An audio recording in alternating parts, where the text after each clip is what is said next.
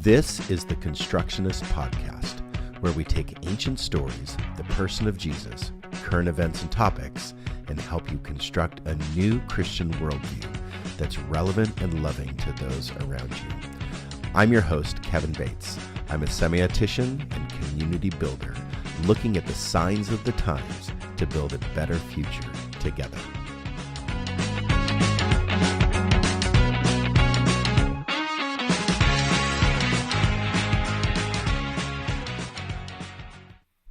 You are tuned into the Constructionist Podcast, and tonight we are continuing part 10 series on the body, constructing a new you. And tonight's topic is rest. So we are coming to the finish line of our 10-week podcast series on the body.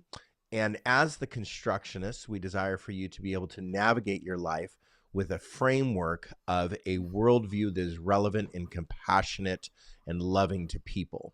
And so part of this is getting our own house in order. It's very difficult to love others if we don't love ourselves. So we've been talking for 10 weeks basically about self-care. How do we love others as we love ourselves? So I want to encourage you to listen to a TED.com video, TED video on TED.com, The Benefits of Not Being a Jerk to Yourself. The Benefits of Not Being a Jerk to Yourself by Dan Harris. And I want to encourage you to listen to that sometime this week or right after this podcast. So in previous podcasts, we made mention that when we deconstruct old ideas or we rebel or do away with old ideas or reject old ideas, sometimes we don't move into a new way of thinking. Sometimes we don't have an new understanding or a vision to carry us forward. So it's very easy to reject old ideas and to become the very thing that we rejected. So there's an old adage, I want to be so different that I end up exactly the same. So we need a new framework. We need a new vision forward, new ideas to break old habits, new habits to be free from toxic behaviors. So we need something to construct. We need something to grab onto. And we hope that the last 10 weeks was something like that these topics kind of built together one on top of the other, although each topic was standalone. We had a great series on nutrition, mini-series. We had a great mini-series on mental health, which was ended last week. And tonight we are talking about a very important topic, the idea of Sabbath, the idea of rest. So this is our thinking space. We don't claim to be professionals in some of these areas that we talk about. These are just ideas, thoughts that we noodle around with. And tonight we're making our best attempt to explain practical thoughts, theologies to live by, philosophy to grab onto and to build onto in this 10-week series. So if you need to get caught up, if you need to listen to all 9 previous episodes, we talked about goal setting. We talked about habits and toxic behaviors. We talked about self-concept and beauty. Fitness and nutrition was a 2-part mini-series. Spiritual practice and meditation. Healthy relationships. Mental health was a mini 2-part series. And then tonight, rest. So you can support us, number one, but we want you to support us by following our feeds, our podcasts, our vlogs that we post. So the content that we have, we want you to interact with. So if you're live tonight, we can interact with you live. Just make comments in the social media channel you listen to. Or during the week, if you want to interact with us as well, we make our best attempt to answer any questions privately. If you want to put it in our DMs, you can. And talk to us privately or publicly. You can just throw it up on whatever social media comment feed that you want to throw it up on, and we will answer that. So we want to continue to produce material that you like and you desire, and we're going to move into a new series coming next week called The Life of Christ. That's a little different, and I hope that you can be patient with us in this new series and also explore some new ideas as we look into a new life of Christ. I'll just leave it at that. So if you want to financially support us, you can go to resonatelife.org and go to the Give tab. That'll take you to the Give page, and you can financially support us there as well. Well, good evening, Jake and Sharia. How are you tonight? Hey. Doing okay. Good, good. Jake, are you live there? You are Oh. muted, Jake. Do you want to take your mute Oops, off? sorry, Yeah, there everybody. you go. Yeah, obviously I'm here. I am unmuted. Well, we're talking about rest, and we've done 9 parts of this series on the body, constructing a new you. And so I think that we are going to take a rest. After this week, we're going to take a rest from this series and move on to another one. Rest is an important concept, and I think that it's crucial to not only our mind, but also our body and our spirits. And there's something that's really important that I want to communicate first, is a lot of times we work until we crash. We run through life. We stress ourselves through life until we break down. We go through burnout. We go through just a crash. So we basically rest from working. So the weekend's here, we finally are on a Saturday and we get to rest. So that is normally our attitude. That's very common to have that attitude. It's very common to have that practice. So TGIF, thank God it's Friday. And then finally we get rid of Friday and we get to take a couple of days off. But we want to promote something a little new, something just a tweak in that statement, that we don't rest from our work, but we work from our rest. We work from our rest. So rest is that important to make that priority shift, that we need to put rest in a priority where we actually are building our bodies, building our minds, building our spirits so that we can take the next leap forward in our week, in our work. And so if you feel, think, or perceive that you need rest, you probably do.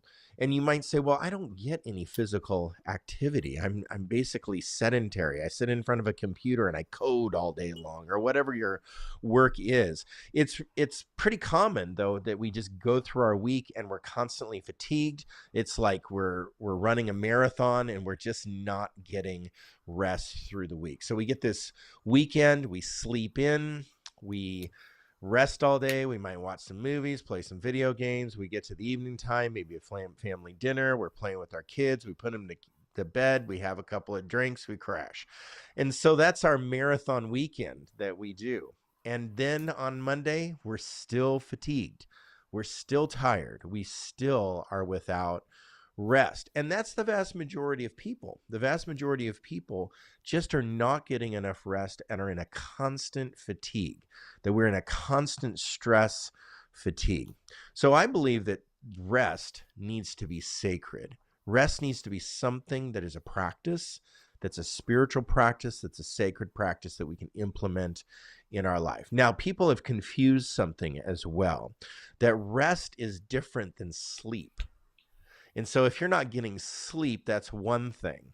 But most everyone that I know is not getting enough rest. So even if you're getting enough sleep, you still might not be getting enough rest.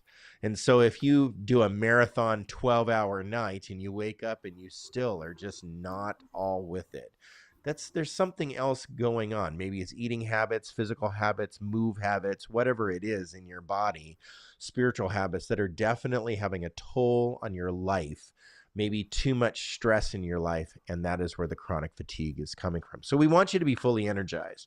We want you to be fully alive, basically. And I hope that this topic of rest, but really this whole 10-part series, that you would find a certain level of life in it.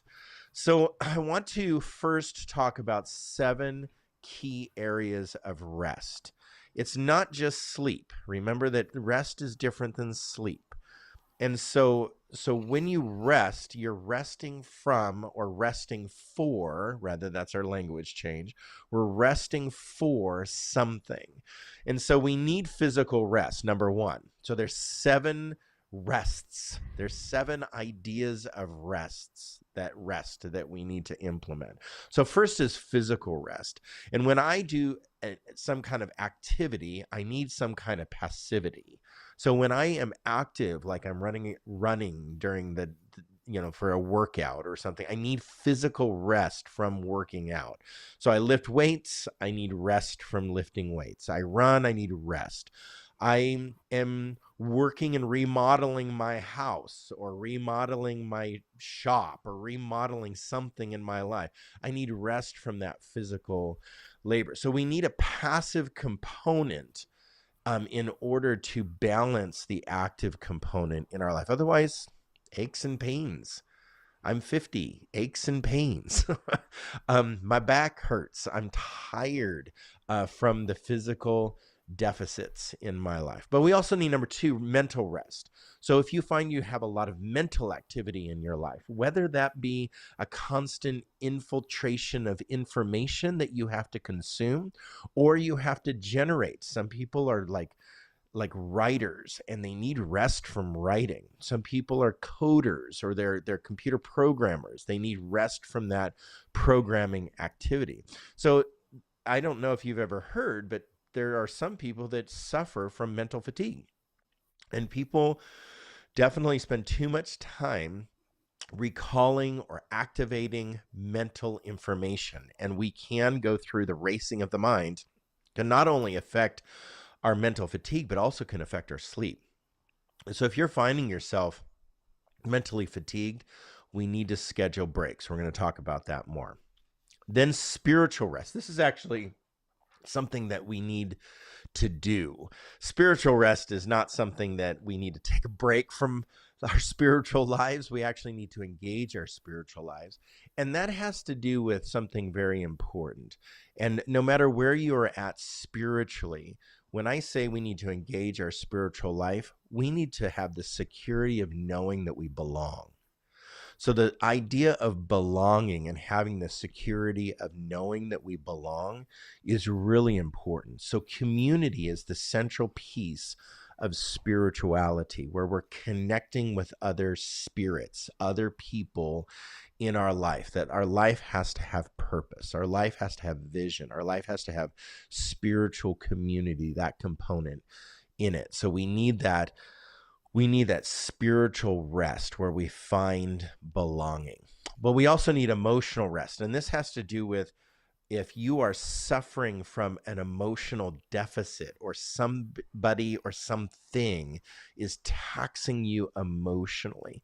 Maybe it's a chronic illness in someone that you are having to care for. That is an emotional taxing activity that you're a caregiver, somebody in your life is really suffering, you're having to walk them through that suffering. That's an emotionally taxing event. So we need emotional rest. People suffer from emotional deficits all the time, which can turn into some chronic issues, which can turn into some clinical issues like depression. So we in our day, maybe that's not you. Maybe you're not helping somebody constantly with a chronic illness. I would have to say that our constant people pleasing, whether people like us or not, and worrying about that, or having the anxiety of, did I do a good job?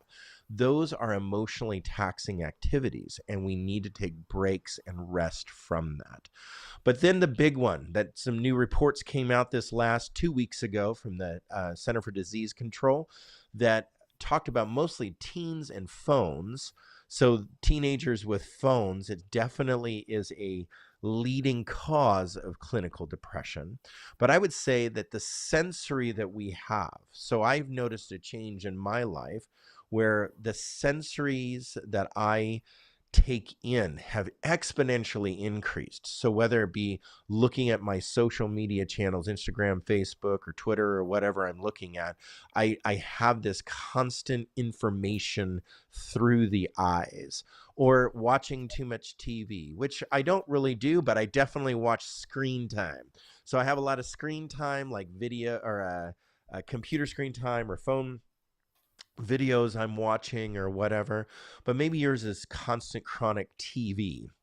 Or maybe the TV is on all the time in the background, like a noisemaker or something in your life. Definitely that quiet hum continually is a sensory issue.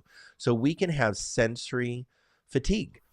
And so just, meet somebody that works in a loud manufacturing environment and they're not wearing proper ear protection. You can definitely endure sensory fatigue just with noise. Now, green noise, white noise, those kinds of things definitely help with sensory because it definitely just inebriates our sensory receptors. Yet we definitely can go through sensory fatigue and we need rest from that. Social rest, too much activity, too many draining relationships, maybe toxic relationships in your life. Not to say that you need to take a social rest. Maybe we just need to make a change and have social fulfillment where our relationships are more meaningful, our relationships are more engaging and progressive in our life. But then creative rest. Sometimes we are creating for everyone else, but yet we're not creating for ourselves. And so creative rest, doing something creative, experiencing something creative for yourself, reawakes awe and wonder. So maybe that's taking a hike is creative, looking at creative things around us. So getting into that sensory mode. Maybe it's something that you do in your workspaces at home or your art spaces at home. Maybe it's some people that I know are contractors and they build everyone else's home except theirs. And so they're building everyone else's stuff, but they're never building their own home. And so their home remains unfinished. I would encourage, if that's you, or if you find yourself building everyone else's life except your own, maybe it's time for some creative rest. So Montessori groups call this I lost the word. Prepared. The prepared adult. Thank you. It's prepared. So it's actually fully, there's the word, fully prepared adult. And so Montessori programs actually are preparing fully prepared adults from children all the way to adulthood. But really, I would say that becoming a fully prepared adult is a lifelong process. That's not okay, I did that for 18 years and now I'm a fully prepared adult. I've never even met anybody that's a fully prepared adult. But what I'm going to say here is the inner self, the inner sanctuary, the mind, body, and the spirit, our emotions, our physical life, our social life, what's happening on the inside emotionally. That's our temple. That's our sanctuary that needs self-care. And we need to find a balance and a activity or a set of activities, or rather rhythms in our life that would promote rest. All right, there's some theology for rest that I think is really important. And so Shreya, please. Yep. Take Okay. some theology, give us some spiritual theological foundation to the idea of rest, but a little bit different. I know you're going to give us something different. Yeah. Yeah. So most of us are probably familiar with a more traditional view of a theology of rest. This typically centers around the first creation narrative, which describes God creating everything in the first 6 days and then resting on the Sabbath or on the seventh.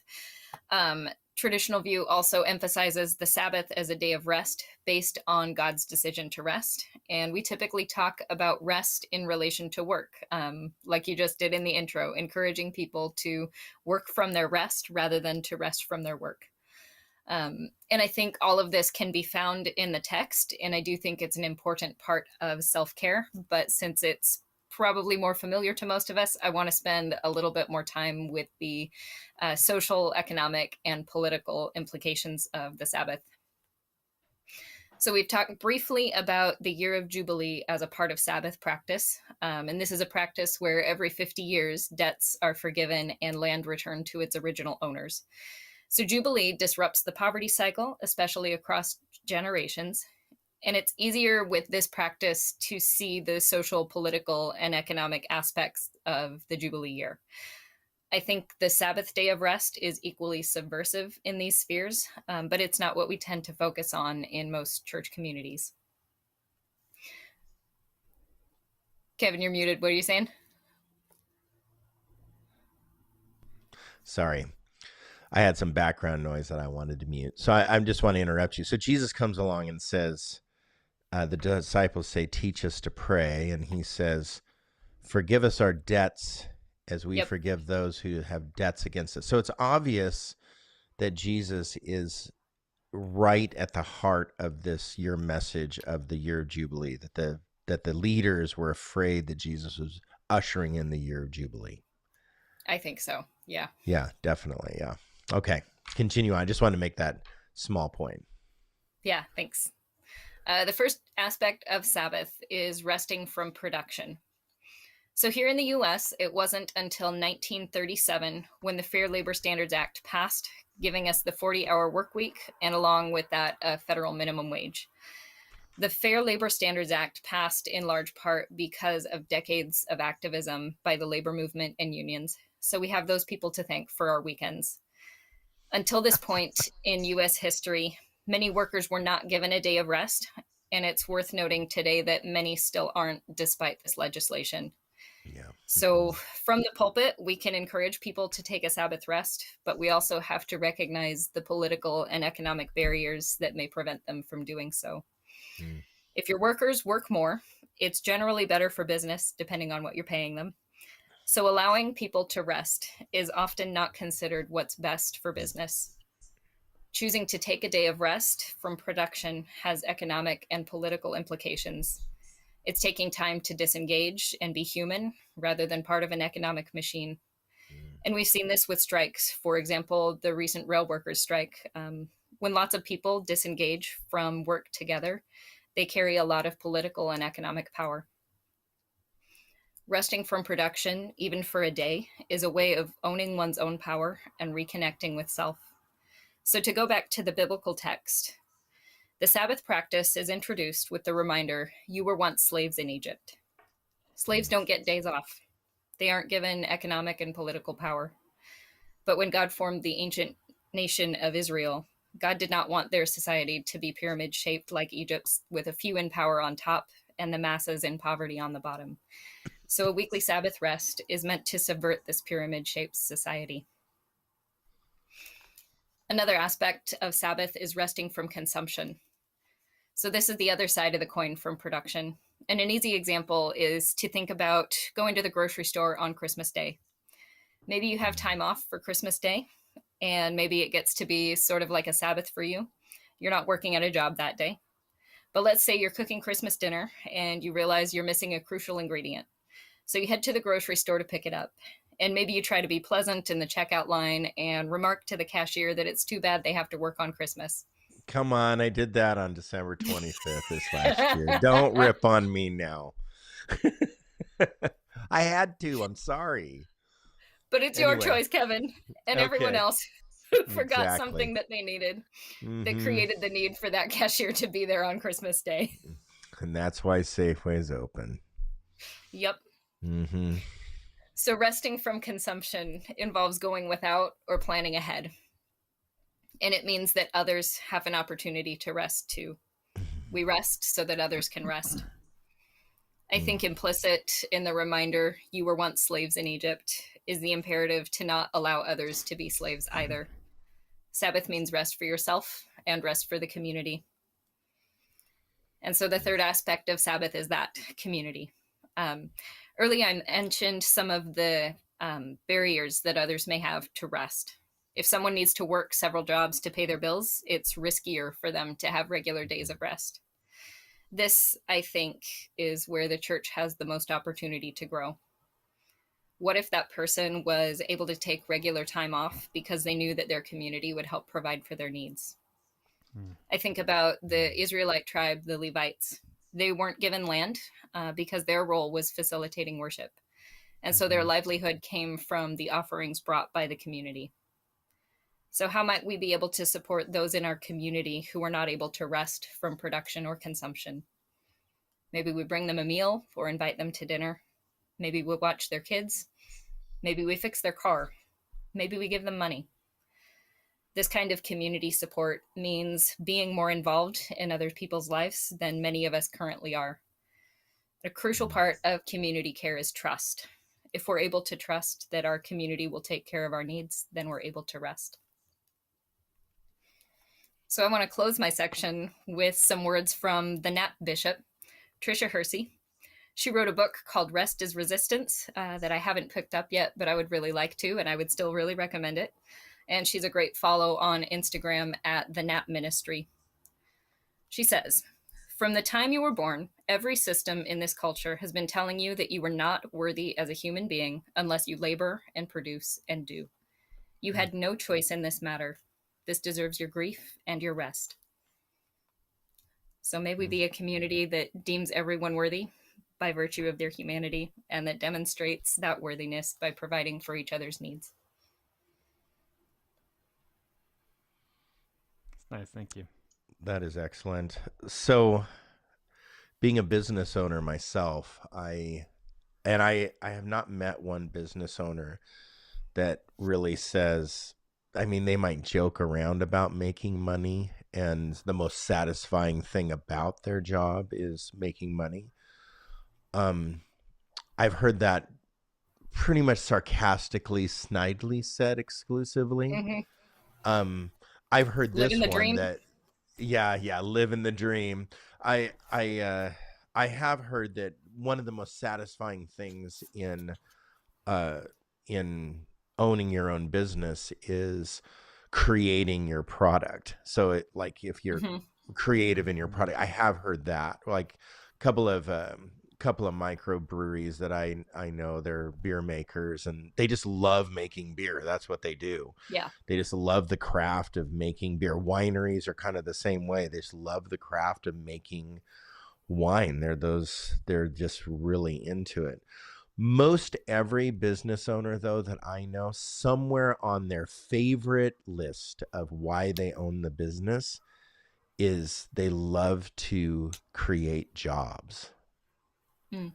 They love to employ people, even though sometimes our employees are the biggest pain, in the business, like navigating through schedules and trying to figure out a balance of, like shifts and all this stuff going on, and somebody calls in sick and this happens, it becomes chaotic and kind of crisis sometimes. Yet that is probably one of the most satisfying things, is creating jobs. But also within creating jobs, I've always really loved to see people take their next steps or to really grow out of our jobs. I don't want people to just stay at the jobs we create. I want them to excel even out of that job. So part of that is giving time and space for education, for exploration, and journeying through like life goals too. And you need time away from your job to do that. So that's just something to support, like that idea of breaking empire, or breaking the economic sinful system, where it's not all about just making money and taking from people and expensing employees. Right. Creating jobs is really important. And then also the undercurrent of that is helping them develop their careers and their life goals. Yeah. Well, Jake, why don't you take the next section or your comments? Something that I was pondering, the idea of Sabbath, and Trey, you touched on this a little bit, but just kind of the most important part of Sabbath to me is that when I rest, and you talked about consumption, but really productivity, when I take a break, I'm allowing those who are less fortunate than me to also take a break. And throughout Scripture, it's who is the ones that rest during Sabbath. When you read those passages, the livestock, it's the land, it's the sojourners, the outsiders, the poor. Those are the people that benefit the most from Sabbath. The Sabbath isn't really meant for people that have money. It's meant for those that don't. And so the more that you're giving over to pause, the more you're allowing that person that may always have to work for you a break. Right. So that's what I think about when I think about Sabbath in particular. Yeah, totally. Okay. On to mental emotional rest? Yes, please. Okay. I'll be a fully prepared adult here, the best I can be. The idea of that we have split up is emotional and mental, but also then physical. And Kevin's taking the physical later on and talking about specifically sleep.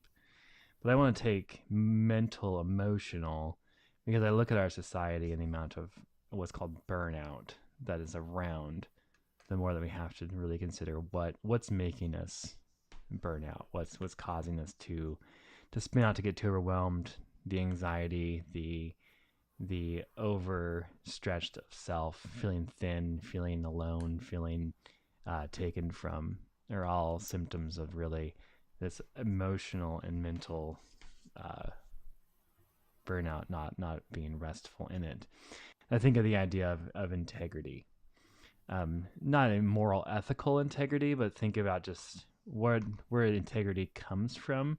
The word integrity, it derives from the word of integer, which is a singular whole. So you think about counting by whole numbers. You're counting by 1, 2, 3, 4, 5. Those are whole numbers, whole people. And so when you're integritous, when you have integrity, you're a whole person. And in our current state of being, we have emotional and mental burnout, especially because we've split ourselves in 1,000 different directions all at the same time.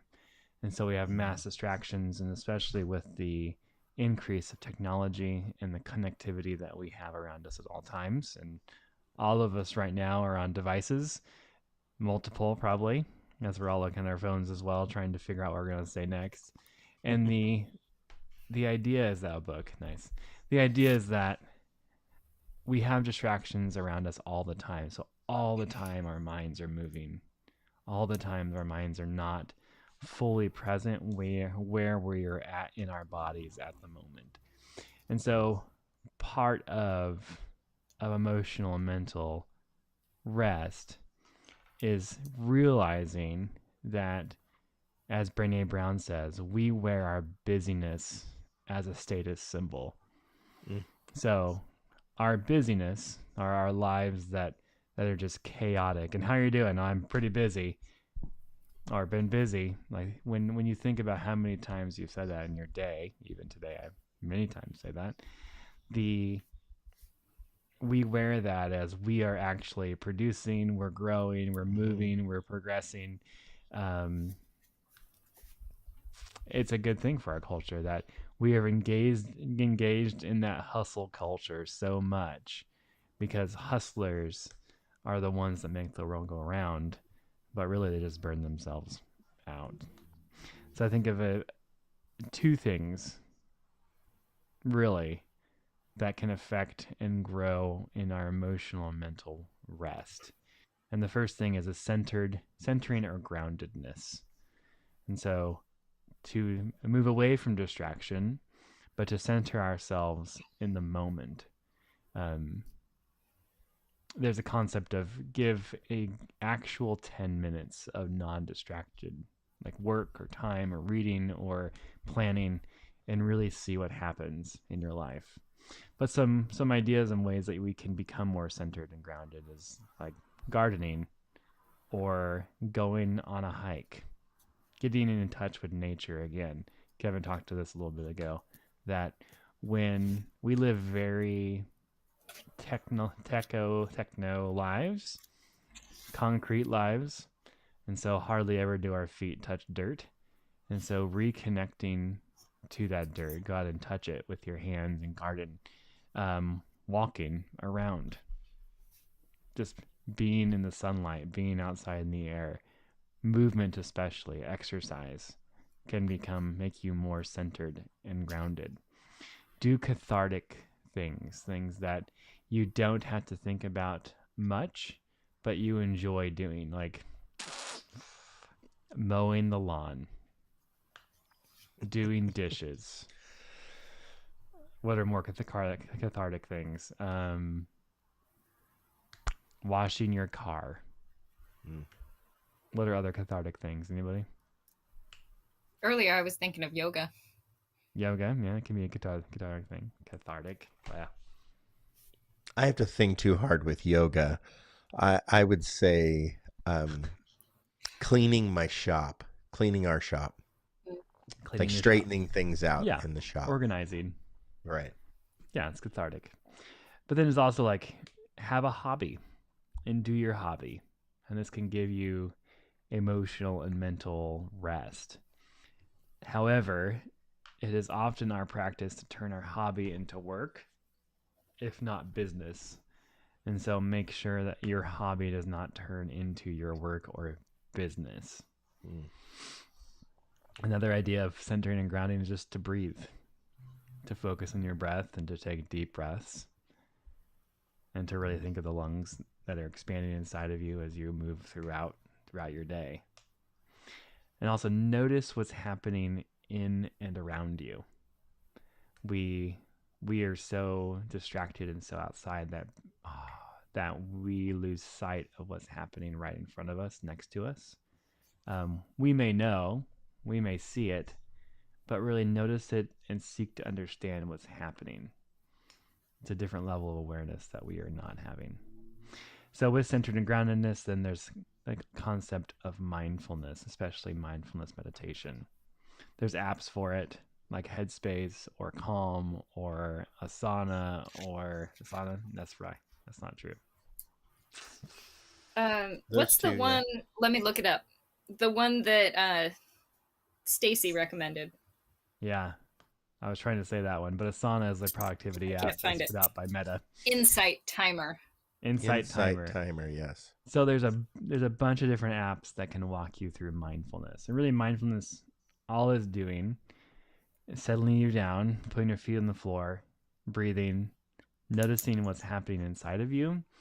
And the TED Talk that we've been pushing since 10 weeks ago now or more, that is the idea of loving kindness and the meditation of loving kindness. And that's a mindfulness practice that you're enough and that you're going to get through this. And it's okay, I have you. And that's his entire talk is on meditation, especially mindfulness, breathing and tapping. And so in mindfulness, we notice the emotions or thoughts that's in them, inside of us. We note them. We say that either that's a thought, that's a feeling, and we just let that thought or feeling go. It's not to dwell on, it's not to critique or to judge, especially us. But when we get into that practice, our anxiety will lessen because emotions will go away and thoughts will as well. Some more ideas of mental and emotional rest is learning things that empower you. Learning new concepts.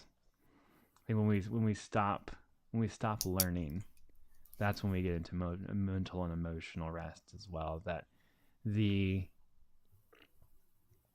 have a mental burnout because we're doing rote things that cause us a lot of stress, but doesn't give us or empower us. But also give yourself permission to rest. Oftentimes we want to rest, but we feel guilty and shame that we are trying to take that rest. It's selfish or lazy or all the other words that we have placed on people who just want to take a break. Also, give others permission to rest. That you're allowing of yourself, but you're also allowing to others.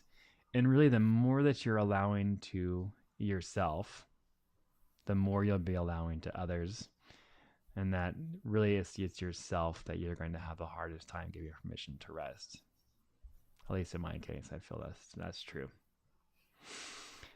Planned, purposeful checking out. I think the idea of video games came up earlier. It can be beneficial to play video games. It really can be. All day, probably not the most beneficial. Candy Crush all day. You're crushing Candy Crush. Not all day. But really, like that not mindless, but fun, engaging, and checked out mode that you're not having to engage in your thoughts and your emotions so much that it's kind of outside of you. It can be healthy. But also if your mental and emotional burnout persists and becomes chronic, and we talked about this a lot last week, but seek help from licensed professionals that that are able to help you and able to help you grow out of your fatigue. Any thoughts? Well, I think that mindfulness practice, I'll think of the word here in a moment. You have the information brain, where we're constantly taking in information, and then we have our subconscious brain, and I can't remember the two brain activity modes that psychology calls that, but I'll think of it here in a minute, where meditation or mindfulness in a sense taps into the subconscious, or also the non-information brain. So we're trying to actually empty our brain from constant Chatter. activity. If we spend too much time in mindfulness, and that's all we do, then our learning capacities and such actually decrease. So we have to keep both activities going in our lives. Yet we're spending way too much time in this active portion of our brain, which is causing dysfunction, I would say. Yeah, I wonder, since the Industrial Revolution, work changed. Information changed, how we gathered information. And so, if you think about it, it was highly unlikely for you to work outside or work in the fields or do your job after it got dark. Farmers weren't carrying lanterns around plowing fields, I'm going to assume, for the most part. Probably happens sometimes because they're late, but really they're not out there with lanterns. Even prehistoric people, when the sun went down, you went down, right? And so that we now have artificial lights. We have things that make our lives easy. And so with that easiness comes more of a task on your mental and emotional well-being, because you're constantly on the go. Semantic brain, non-semantic brain. Took me a while, but I figured it out there. So semantic brain, non-semantic brain. We spend too much time, I think, in our industrial revolution now, post era, where we're at now, in the semantic side of our brain versus the non-semantic. I think that the spending time in the metaphysical or the mindfulness practice of emptying your brain is definitely a psychology device, that we can use, that definitely helps us emotionally and also just mentally with our own mental health. Yet there needs to be a balance there. Speaking of mental emotional health, it is daylight savings time this weekend, which really sucks. Yeah, totally.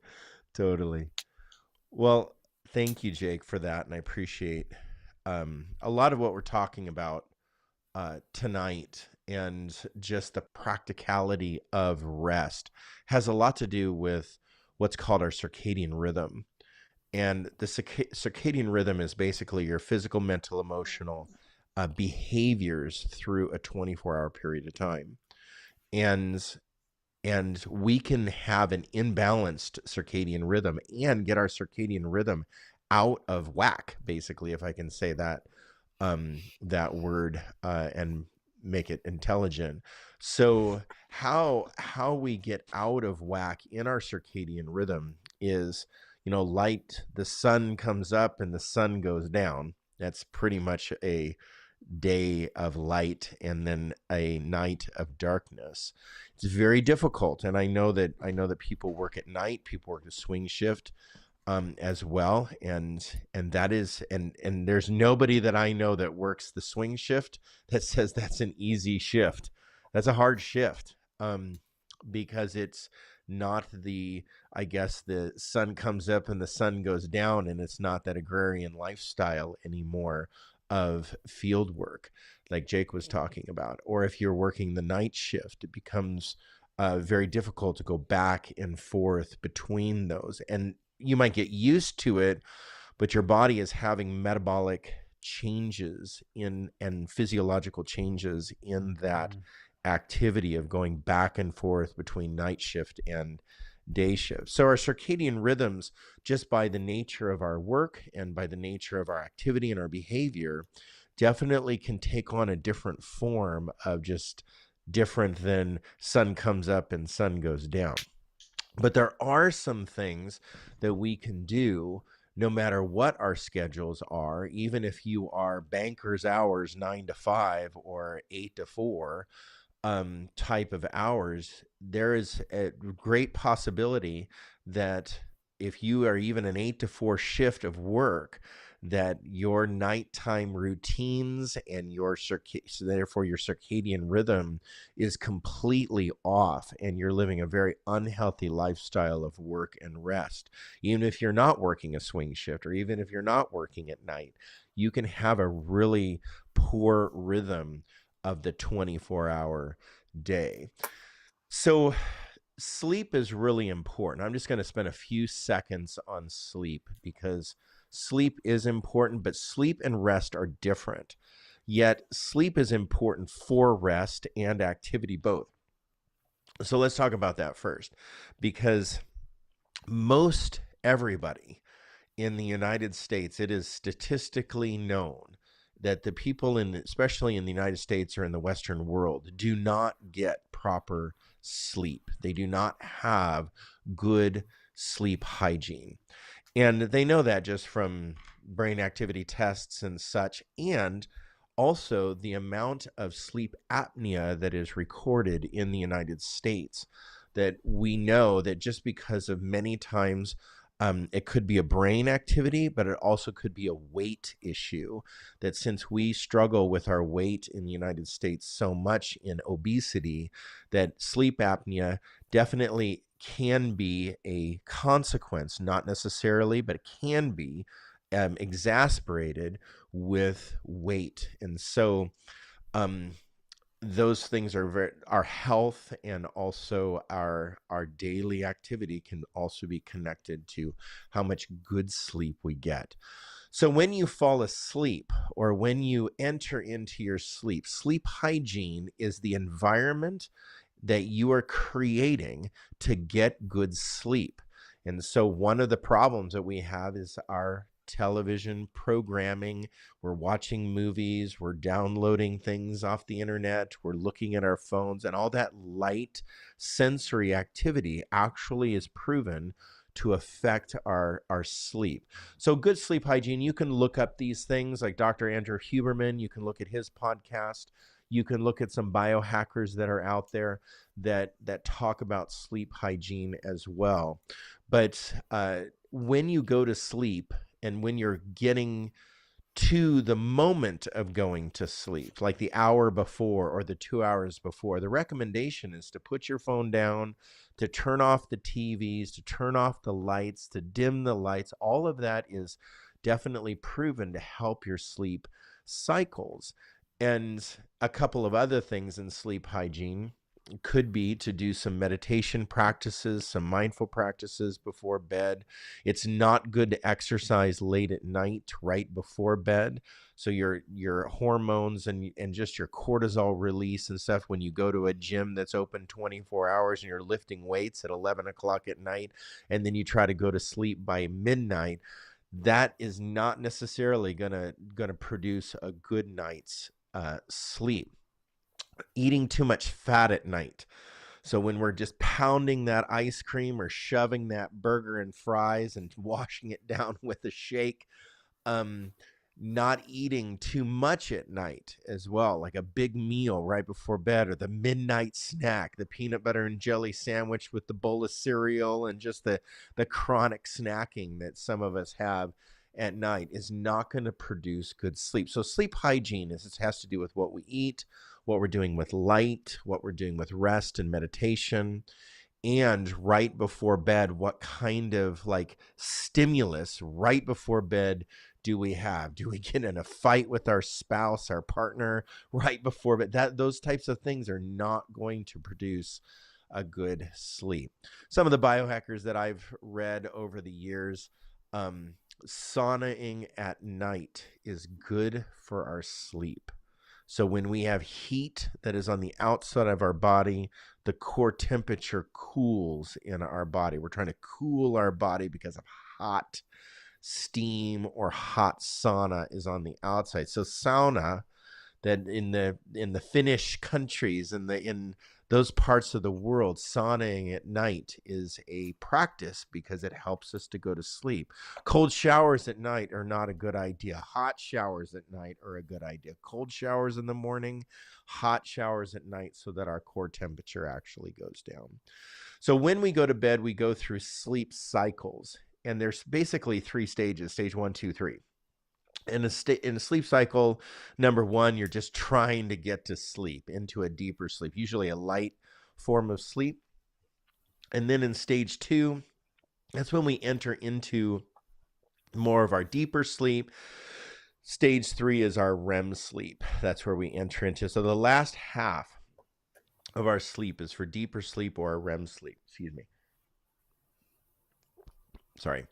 So we have light sleep, we have deep sleep, we have REM sleep, and then we have awake.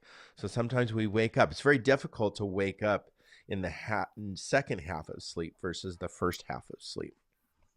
So our light, our deep, and our REM sleep, that's called our sleep architecture. So those sleep cycles that we go through is our sleep architecture. And it's really important that we have a very good profile of sleep architecture in order to promote rest. In our sleep architecture, if we're getting good deep sleep, if we have a balance from light sleep and REM sleep, if we're getting enough sleep cycle in each of these categories, that our architecture is good and well put together, then for males, we're going to have an increase of testosterone during the night. In all human beings, we're going to have an increase of growth hormone. We're going to be able to produce proper cortisol levels, also our hormones that suppress appetite and such things. So when we don't sleep, there's certain hormones that suppress appetite in our bodies. And big words for big people, we don't need to name them, but there's hormones that decrease our appetite. That's why when we don't get sleep, we just sit there and snack all day, or we just wake up in the morning, I'm so hungry, or when we're way late at night, just up at night through the night, we're just like eating the whole house.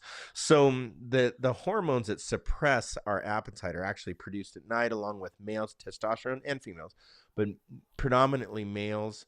Testosterone levels go up, and also growth hormone increases at night. So what I'm saying is that just physiological activity in our bodies, that rest and sleep, or sleep that comes from rest, rest that comes from sleep, is definitely priority. So if you're struggling with sleep, if you're struggling with insomnia, if you know that you have sleep apnea over a long period of time, you will eventually, your organs will begin to break down. You will have the higher risk of heart disease and all kinds of diseases just because of holding your breath or sleep apnea at night.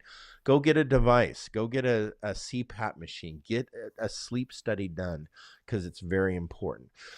But if we don't get REM sleep, that rapid eye movement sleep, that is where our frontal cortex and our prefrontal cortex, that's where those cortexes are activated in our REM sleep and causes cognitive flexibility.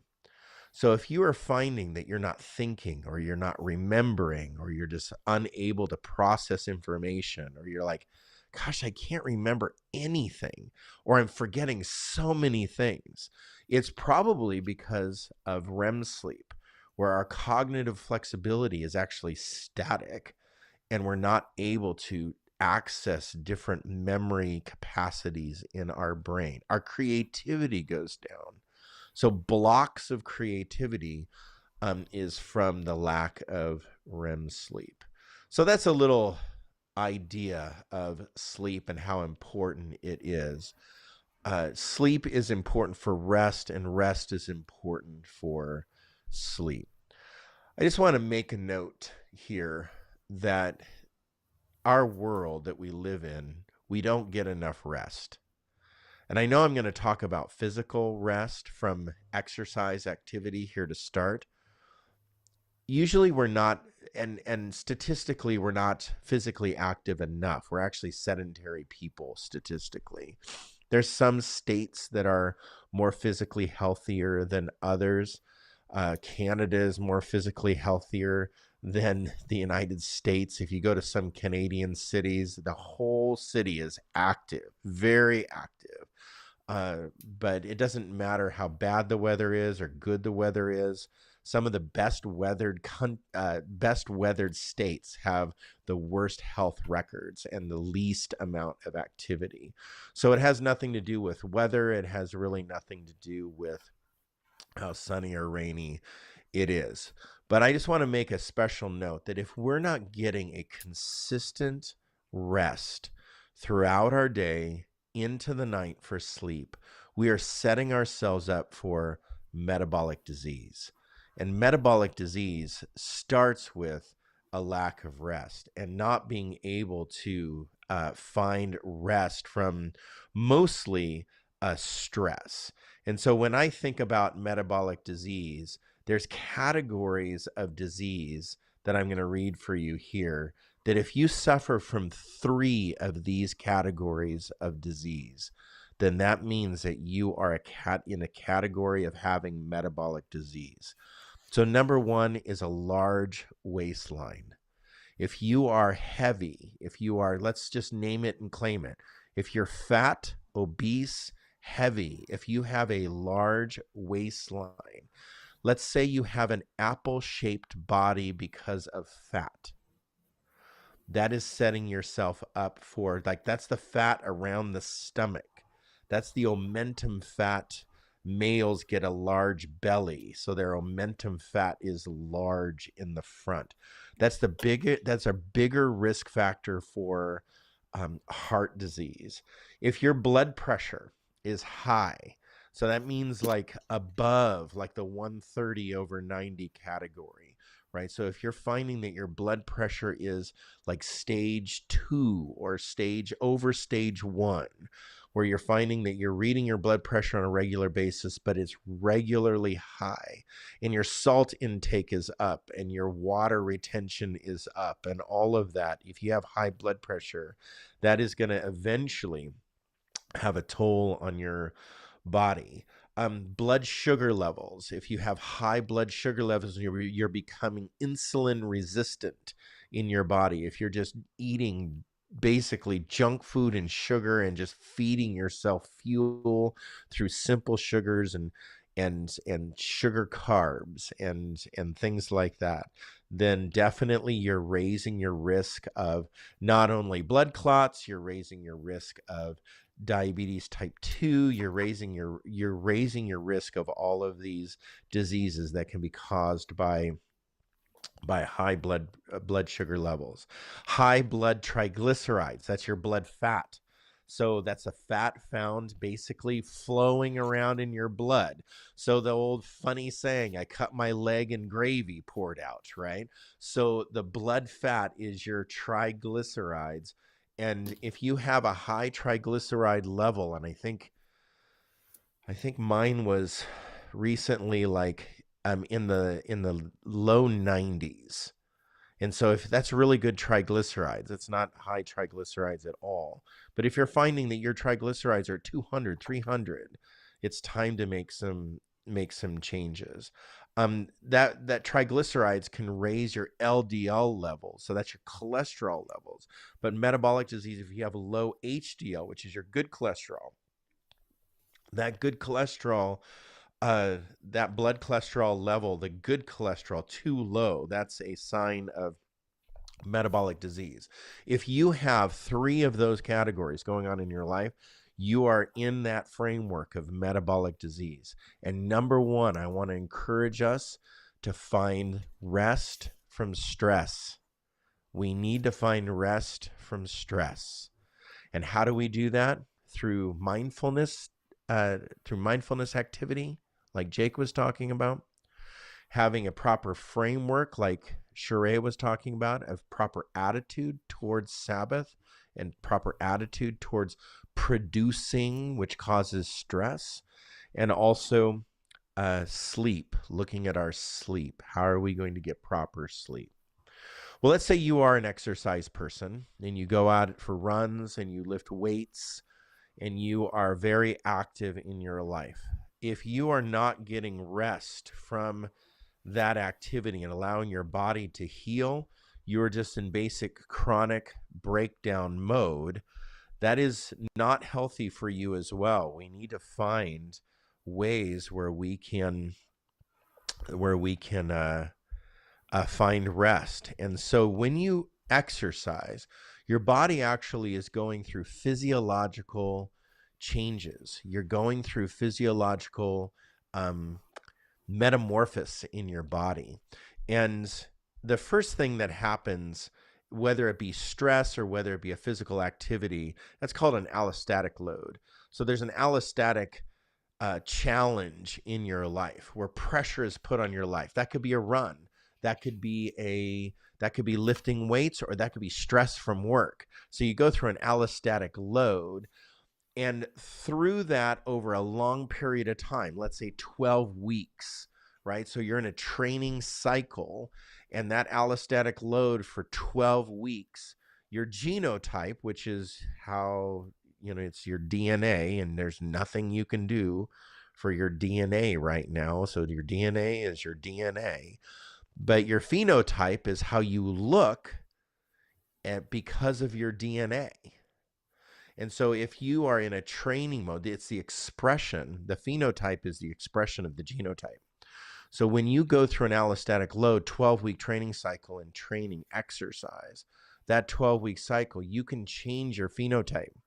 You can lose weight. You can physically look different. You can build muscle mass. Your genotype determines that. So if you go through a 12-week training cycle and you're like, I wish I had, this body feature, or I wish I could be this way, or if I wish I could look this way, that's based on your genes.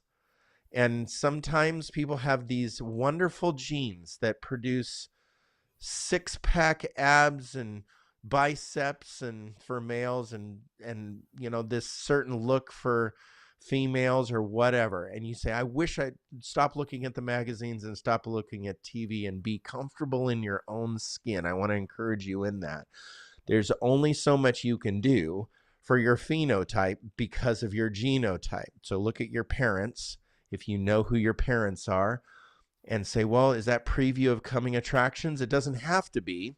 You can go through exercise routines to be able to change your phenotype, to lose weight, to be healthier, to actually keep from metabolic disease. So in rest from exercise, when you go through that 12-week cycle, or you're lifting weights or whatever you're doing, you have to rehydrate, refuel, repair, and rest. That's the 4 R's. Rehydrate, refuel, and repair and rest. So with lifting weights, it's always good to push and pull when it comes to lifting weights. So when you push and pull in one day on one area of your body, let's say you're doing your biceps and chest, right? And then you do your triceps and back. You move from one to give your body or your muscles rest. When you run one day, maybe you'll swim the next, maybe you'll bike the next, or you take a day off in between. Let's say you're a cyclist and you bike and then you rest, and you bike and you rest, depending on the load. You can do recovery cycling. You can do recovery swims. You can do recovery runs where you run really slow in like a Z2 zone for your heart. And so there's ways that you can recover in exercise that are really important, but also refueling. So carbs are always seen as bad. Good carbs are good. And so when you run, you deplete ADP. You deplete and build ADP the entire time you are running. And so it's really important to take in a post-exercise meal. And hopefully, if you're taking in sugar and that the fueling drinks and stuff that we have when we exercise, hopefully that meal, because of the Firmicutes bacteria that is inside of our gut, that hopefully we can take in green leafy vegetables like kale and things like that after we do long training exercise routines, that we're taking in some fiber in order to kind of neutralize the Firmicutes bacteria in our guts because of all the sugar or the drinks or the Gatorades that we drank during our long run. But most people don't exercise in order to get rest from exercise. Most people need to move and move more, and we're resting maybe too much, and we're sitting around living a sedentary lifestyle. So I hope that you are on a normal routine of exercise and a good healthy diet of good foods. Yet most of us need rest from stress. Most of us need rest from our emotional and our mental stress that we're enduring in our lives. So let's take a few minutes and talk about that. We need time out. Like, put yourself like a child. My children get timeouts. I get a timeout every once in a while, but my children mostly get a timeout. And we need time out from our stress. Stress wreaks havoc on our physiological self.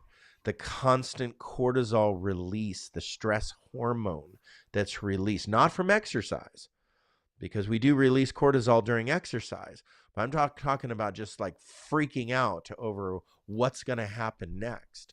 That idea of stress in our life is literally exponentially increasing our healthcare expenditure. It's 50% greater than like 20 years ago. So I know that there's a lot of inflation in that and healthcare costs and such, but it's also metabolic disease is through the roof because of stress, because stress wreaks havoc on our body. So I'm going to say, in order to reduce stress, we need to eat healthier and also to exercise on a regular basis. And so an exercise recommendation would be 3 days a week, 1 hour each day, or doing 30 minutes each day. But here's what I'm going to say about exercise. Do something. We need to do something for exercise in order to counterbalance stress. So not only do we need timeout that reduces stress, but timeouts help us to actually move. And so when we get up out of our chair from like the mental, now we're working from home. So now we're just at home in front of our screens. Timeouts from that mental stress will get us out of the chair and actually move. So long periods of time behind screens and in chairs and just sitting there actually produces a cluster basically of conditions in our body. Again, metabolic disease, but a cluster of conditions when we sit too long for long periods of time. So one of those is inflammation. And for sitting for long periods of time and doing nothing is not rest. That's sedentary. And so being sedentary is not rest. Rest is from the activity.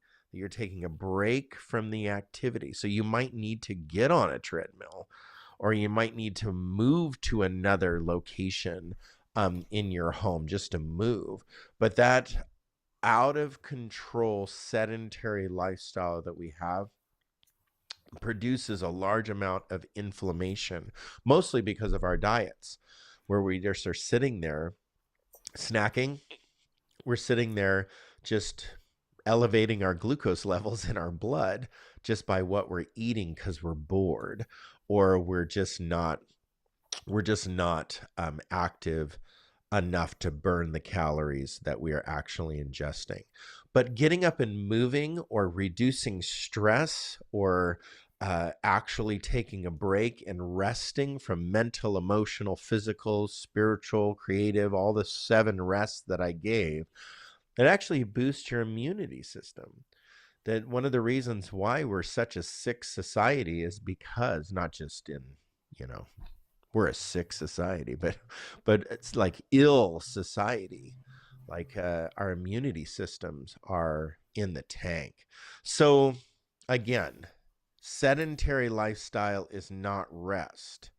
Rest means that we are taking a break or a timeout from the activity that is giving us stress. But honestly, if we would take a timeout and rest from certain activities, I would say that we actually could just be more alive in our spirits, that we actually would be more full of joy, and we would have a level of happiness in our life. So to conclude, there is a science of resting well, and I think it's important just to conclude on how do we rest well. And I would say the word fun. How do you rest well? I think that we as a society need to learn to have fun again. I don't know if many of us, and maybe through COVID, we lost our ability to have fun, but going out and raging because you're angry that you weren't able to rage or like party, or let's say you feel taken from, so you're just going to escape, right? Those are not a definition of fun. Fun is basically things that we do that give enjoyment outside of our work on a regular basis. On a regular basis. That's what living a fun lifestyle is all about. So taking a long 2-week vacation and escaping from life, that could be fun for 2 weeks, but that's not a fun lifestyle. And a fun lifestyle incorporates work arrangement. And so when we arrange our work in a way that we have a work architecture, just like a sleep architecture, that we have a work architecture that I'm going to do this for a while, but I'm going to take a break and have some fun. I'm going to do this for a while. I'm going to take a break and exercise for a while. And I'm going to do something that I like and I enjoy. If we would spend some time in our daily circadian architecture, I think that we would actually probably overcome maybe some of the chronic problems, not only metabolic disease, but mental problems that we have in our society. So scheduling and making it a routine. That's what I would encourage us in our physical life, that our rest would be routine, our rest would be planned, our rest would identify our needs, our rest would identify what we find enjoyment and fun from. And I think that we are in a chronic crisis when it comes to our stress levels. And this is the main catalyst for metabolic disease and all kinds of cluster of diseases and sicknesses that we have in our society, and possibly some of the catalysts for our depressive or chronic depression that we have in our society. And I think that just by making routines of rest, we potentially could turn the corner for our lives to have enjoyment and possibly to find fun again. Yeah. Good job. Thank you.